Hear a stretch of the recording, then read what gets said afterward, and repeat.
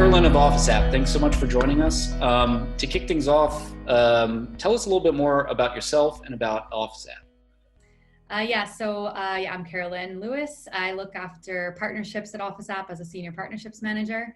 And so at Office App, partnerships is actually quite a core function of our business because Office App is a tenant experience platform.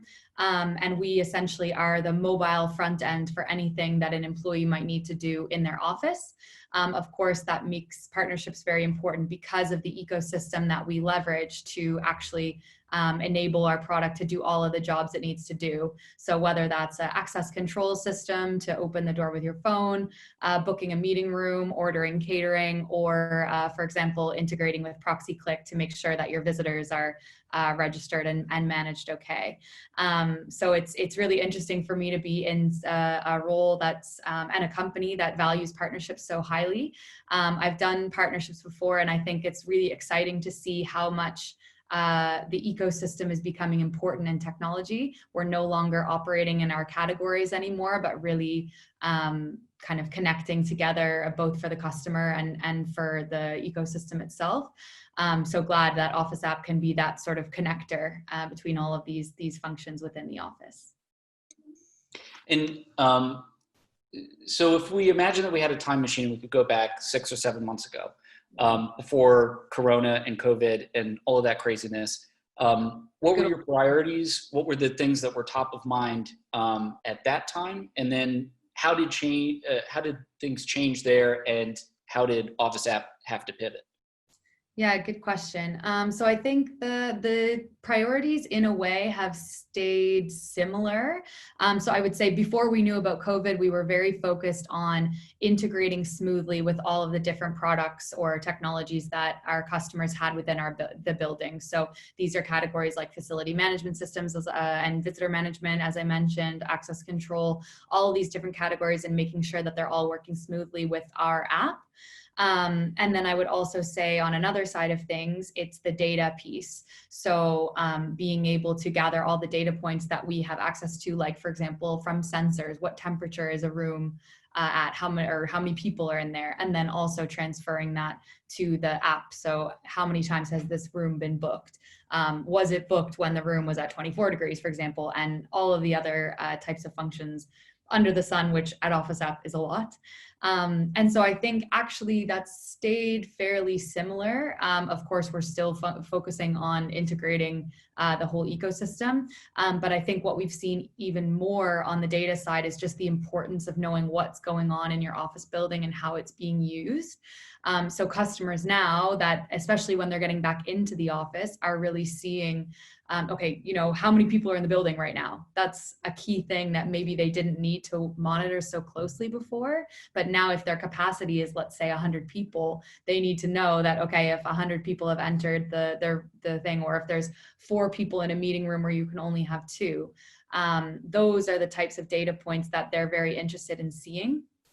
And I think that will actually even become more important as we're kind of shifting around space. So if you think about, needing to maybe change around those meeting rooms to fit a little bit more space, or maybe you have to have more hand sanitizer stations or whatever, get your washroom cleaned more. These are all things that Office App can really help with, because you can really unify the data points that are in your building and bring that to your users' kind of fingertips as well. And that part is particularly interesting. So how prepared are your customers, or thinking more generally, how prepared is the market for returning to work? And how has that determined priorities for your customers and then for the market as a whole? Right. So definitely it depends on the customer themselves. I think every business maybe is at a little bit of a different stage.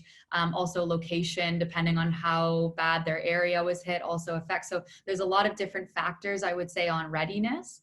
It's really interesting to see as well how customers are really utilizing technology to be able to come back to work. So some are, still kind of using the stickers, but others are really focused on actually utilizing either the technology that they have in their building already, or new technologies that they're bringing on to help assist that. And I think the really interesting and almost surprising and impressive thing that I've seen from customers and businesses is that even though this is a really urgent need, they're not necessarily looking at it as such a short-term transformation. So I think that it's a really positive thing to see that, you know, they're thinking about getting back to work, they're understanding the significance of that and the importance of doing it quickly. But they're not just taking, you know, okay, let's implement this just to do this and then throw it away after 2 months. They're really thinking, okay, what investments can we make to actually make this an effective way forward in the future? And that also makes our conversations with our customers all the more interesting, because then we're not just talking about a quick fix Band-Aid solution of getting, you know, only a certain amount of employees in shifts, but we're talking about, okay, desk booking, for example. How can we make this a reasonable solution that it can be used forever? And that way they're spending their time really wisely, while also serving the urgent need that they have of getting their employees back in the office. And certainly would not be any of either of our company's customers, but if you think about people out there who maybe don't have a plan and are really struggling from all of the changes that Corona and COVID have brought about, what sort of recommendations would you make? What sort of things should they prioritize? Yeah, I think actually, so the approach that a lot of our customers have taken of thinking about it from kind of a short and a long-term position, definitely there's a lot of resources out there as well. So being able to just research and listen to what other people are doing and try to kind of think about that and apply it to your own business. I guess coming from a little bit of a partnerships perspective, I also try to think or kind of advise people to think about things big picture. So not just looking at things in isolation, like don't just look at your reception area, don't just look at your washrooms, but really, and don't just look at the systems that are appropriate for that, but think about, okay, how can I look at these technology tools that I might have available to me, and how do I integrate them not only with each other on a technical level, but how do I integrate them into our employees' daily lives? How can they adopt them so it's not this awkward thing that they have to learn, but really making technology and new processes work for you and improve in certain ways that maybe without this disruption, you wouldn't have had the opportunity to do.